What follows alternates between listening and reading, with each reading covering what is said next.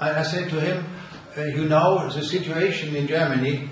Aš sakiau, žinote situaciją Vokietijoje. In the big cities we have divorces of about 50% of the couples.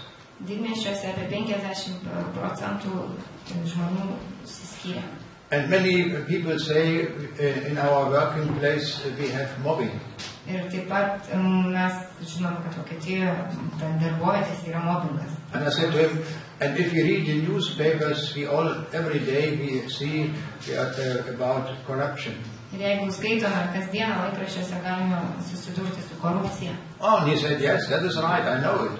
Jisai sako, taip, aš žinau, tai tiesa. And so I said, let's read one verse in the Old Testament and to find the answer. Taigi pasakiau, perskaitykime vieną eilutę iš Senojo testamento, kad atrastume. And we read this verse. Ir mes perskaitėm Jozuės